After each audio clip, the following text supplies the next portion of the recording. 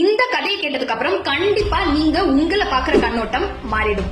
ஒரு ஊர்ல ஒரு குட்டி கழுகு தன்னோட கூட்டுல இருந்து தெரியாம கீழே விழுந்துருது. அந்த வழியா போன ஒரு விவசாயி அந்த கழுக தன்னோட இடத்துக்கு எடுத்துட்டு போய் கோழிகளுக்கு நடுவுல ஒரு கோழி மாதிரி வளர்த்துட்டு வராரு. அந்த கழுகும் தன்னை ஒரு கழுகு அப்படின்றத மறந்து ஒரு கோழியாவே வளர்ந்துட்டு வருது.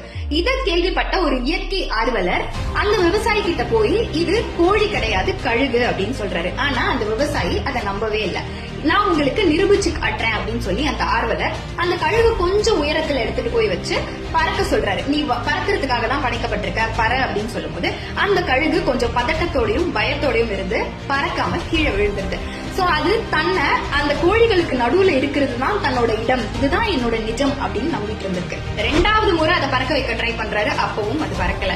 சோ அந்த இடத்துல இருந்து அதை வேற இடத்துக்கு கூட்டிட்டு போலான்னு சொல்லி அது ஒரு பெரிய மலைகளுக்கு நடுவுல கூட்டிட்டு போய் வானத்தை காட்டி சூரியன் பிரகாசமா இருக்கிற அந்த இடத்துல காட்டி நீ வானத்தை சேர்ந்தவன் இப்ப பற அப்படின்னு சொல்லும் போது அது சிறகுகளை விரிச்சு பறக்க ஆரம்பிச்சிருது. சோ இது மாதிரிதான் நம்மளும் நம்மளோட ட்ரூ பொட்டன்ஷியல் என்ன அப்படின்னு தெரியாம நம்மள ஒரு ஃபேக் மாஸ்க் போட்டு இவ்வளவுதான் நான் அப்படின்னு நினைச்சிட்டு இருப்போம். இல்ல அடுத்தவங்க வந்து நீ இவ்வளவுதான் சொன்னதை நம்பிட்டு நம்மளால இவ்வளவுதான் முடியும் போல அப்படின்னு நினைச்சிட்டு இருப்போம். இது எதுவுமே உண்மை கிடையாது. நீங்க யாரு அப்படின்றத நீங்க மட்டும் தான் தீர்மானிக்கணும். So stand out and fly high.